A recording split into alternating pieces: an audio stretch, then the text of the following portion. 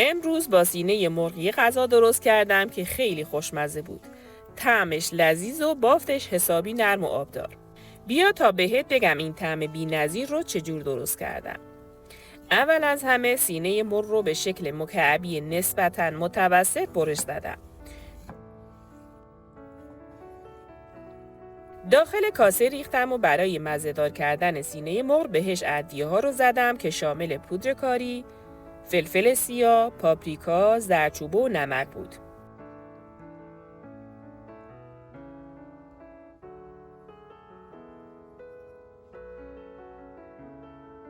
روغنم ریختم روش که باعث میشه ادویه‌ها بهتر به مرغ بچسبه و همچنین باعث نرم شدن سینه مرغ بشه. حسابی چنگ زدم تا مزه ادویه‌ها به خورد مرغ بره.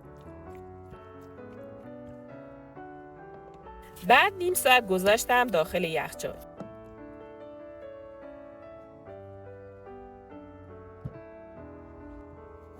حالا 2 عدد پیاز متوسط داشتم که به صورت خلالی نازک برش زدم.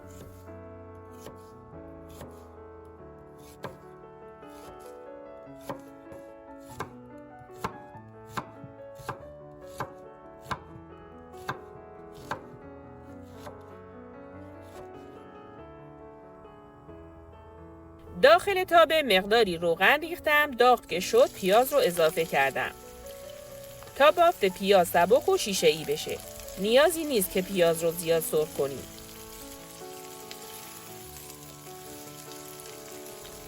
وقتی پیاز رو تفت دادم کمی نمک زدم که سریعتر نرم بشه و طعمش هم غنی‌تر بشه.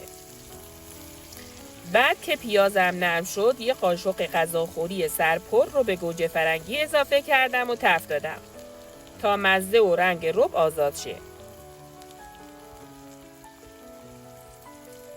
اگه عطر این غذا به دلتون نشست خوشحال میشم با لایک کردن ویدیو از من حمایت کنید و برای دیدن ویدیوهای بیشتر کانال رو سابسکرایب کنید.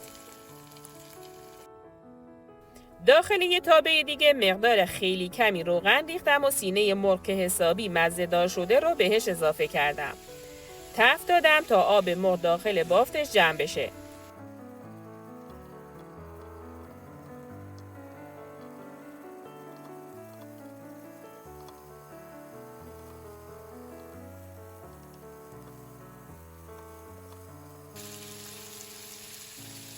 حالا سینه مرغ رو وسط تابه جمع کردم، بعد پیازی که تفت داده بودم رو ریختم روی مرغ.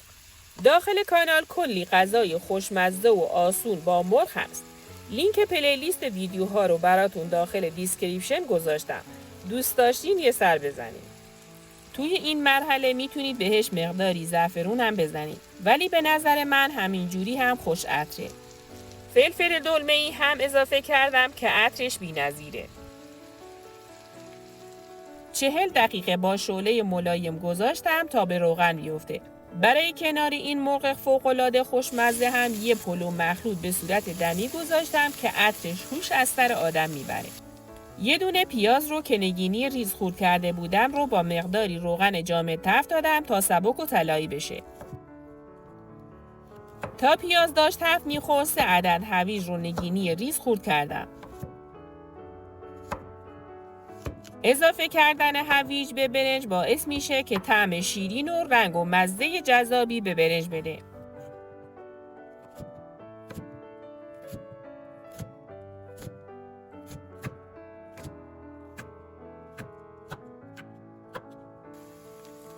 هویج رو همراه پیاز تفت دادم تا مقداری نرم بشه.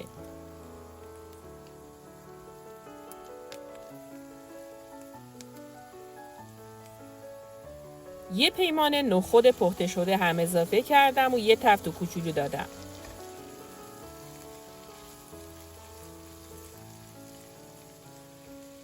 حالا بهش پودر زیره سبز و پودر تخم گشنیز زدم که بوی عطرش همه جا رو پر میکنه. نمک رو هم بهش اضافه کردم و یه هم زدم که همه مزه ها به خورد هم برن. من برای خیساندن برنج از نمک استفاده نمی کنم. بعد برنج خیس خورده رو همراه با آب جوش ریختم روش و هم زدم تا مواد به خوبی با هم مخلوط بشن.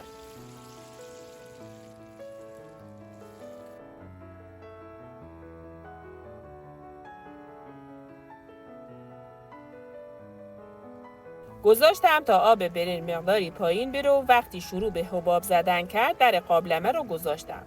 با شعله ملایم به مدت 45 دقیقه اجازه دادم تا دم بکشه. بریم سراغ سینه مرغ که حسابی آب مرغ جمع شده و به روغن افتاده. هم زدم و 10 دقیقه دیگه زمان دادم تا آماده سرو بشه.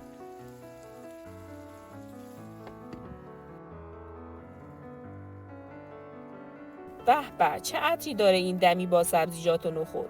روش جعفری خرد شده هم ریختم که عطرش رو چند برابر میکنه.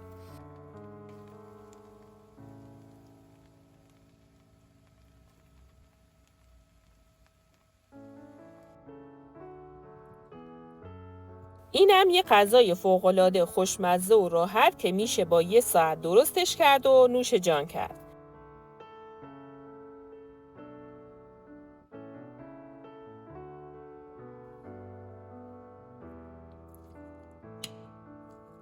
امیدوارم شما هم درست کنید و کنار عزیزانتون از خوردنش لذت ببرید.